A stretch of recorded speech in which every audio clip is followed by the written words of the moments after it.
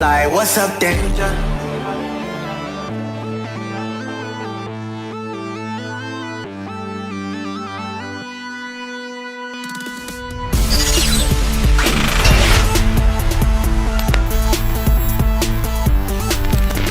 What's happening, y'all? It's IC. Y'all already know what it is. Back with another YouTube video. Yes, we back to talking about my boy again, Miles Morales. This time, I've been gunning to talk about this one for a while.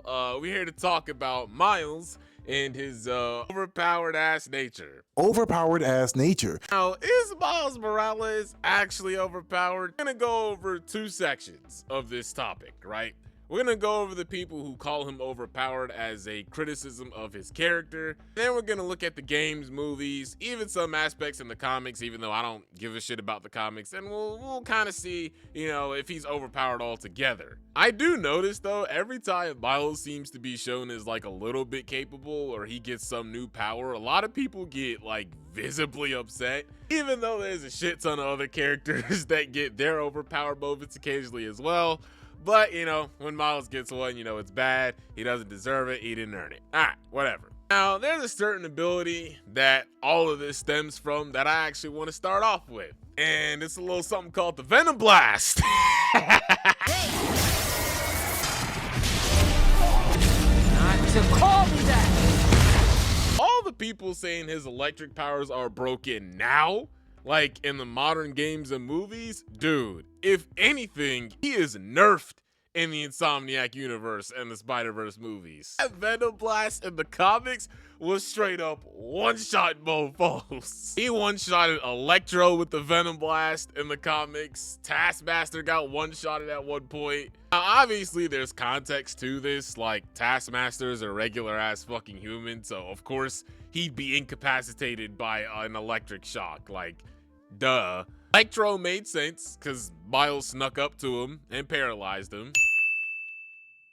Now, that being said, there was still some off-the-wall ass shit in the comics, okay? There was at one point where, like, after an encounter he had with Hammerhead, he unlocked the ability to utilize electric whips. He was grabbing people with it or whatever. He's got a sword now, which I kind of have mixed feelings about. On one hand, it's like, cool, an energy sword. But on the other hand, it's like, why the fuck does Spider-Man have an energy sword? you get what I mean? But again, it's comics, bruh. They just tend to be a bit more unbalanced in comics than like games and movies, because in those mediums, there's a bit more of an expectation to make them more realistic. A lot of the off-the-wall abilities that like all these characters have in the comics can't really be moved over to like these other mediums. And just to be clear, this isn't like a Miles Morales only issue. Most characters have been broken as shit, like have had some weird ass abilities that will never make it to games and movies because they would be too out of the realm of possibility.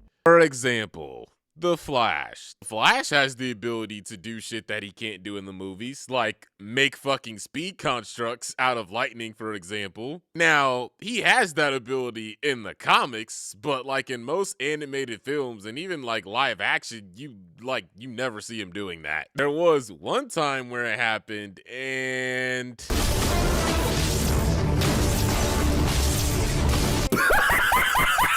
so yeah, stuff like this is fun to read in the comics, but anybody who's like seriously complaining about this, like it's actually gonna carry over to like mainstream mediums, like y'all crazy. Not gonna see Miles fucking use a lightsaber in the Spider-Verse movies. Like that's clearly not happening. Miles in most mediums is just gonna have the base Venom abilities, they'll expand on it here and there, but I don't expect it to get too crazy.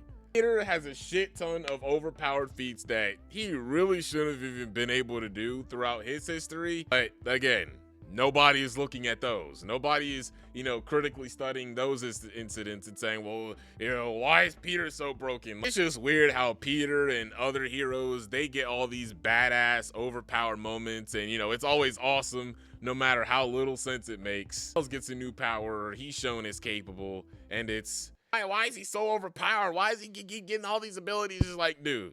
Even then, Miles' Venom Blast wasn't always an end-all be-all to a lot of his encounters, especially since some of Miles' foes actually developed counters to it, or some were just straight up immune to it to the point where it didn't even affect him.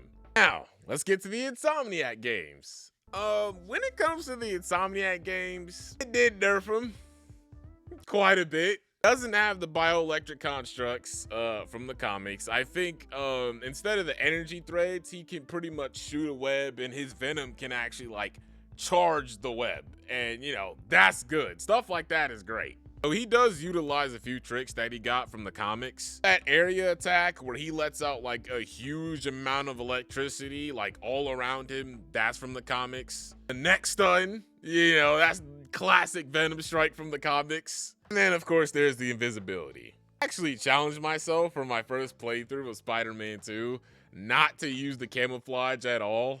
To say it made a few stealth missions a lot longer than they should have been. That just goes to show how fun Miles is to play, like with all his abilities, man. Also pretty cool seeing Peter, you know, utilize gadgets in his genius intellect, and that actually helps him keeps up with Miles' different abilities. I would say the Spider-Verse iteration is probably the most balanced version we have of the character. His abilities, you know, they evolve naturally as well, you know, similar to Insomniac, where he started out being able to generate and exert bioelectricity and into the Spider-Verse, and he learned to absorb electricity from an external source that he's touching, convert it into venom, and shoot it back. So not really giving him like outlandish new powers, but you know, kind of strengthening and diversifying the ones that he already has. In my opinion, that's how his venom powers should work. The sword's cool, the whip's cool, but it's like he doesn't really need that.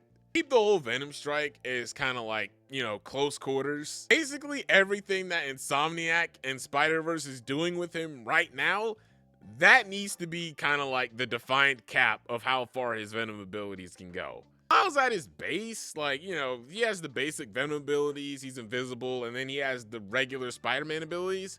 I mean, I don't think him at his base, like his abilities aren't overpowered. Obviously he's gonna have the Venom abilities because he was bitten by different spiders, so it makes sense he's gonna have different abilities. And it's like he wasn't even the first one to like have the whole like energy shock stuff like that. I think that was like Jessica Drew from a while back, I think. Do I think Miles Morales is too overpowered? No, I mean, Miles isn't an OP character like in and of itself. I think it just comes down to the situation, and it just comes down to the writing. But people who are saying he's overpowered just because, you know, he has the Venom sting and just because he can go invincible, like, no. He just has extra abilities that Peter doesn't have. And, you know, even then, he's utilizing it as part of his arsenal. Like, duh, like, I guess is Superman overpowered because he has heat vision and, you know, super strength and, like, and no, come on, man. Have all these other variations of spiders like Cosmic Spider-Man, you know, Kane Parker with the stingers, you know, spiders with giant robots. Like, I'm pretty sure we can settle with Miles having a fucking Venom blast or a Venom strike. Like, that doesn't seem like too far-fetched for me. Anyways, y'all, that's gonna be it for the video. Let me know what you guys think. I personally love the Venom abilities. I love the invisibility. I love, you know, how different he is compared to Peter. I actually think the Venom abilities make him stand out more in comparison to Peter, actually. But that's just me. Anyways, that's gonna be it. Let me know what y'all think. If you guys liked the video, be sure to like, share, comment, subscribe. Thank y'all so much for tuning in, and yeah, I will catch y'all in the next one. Peace.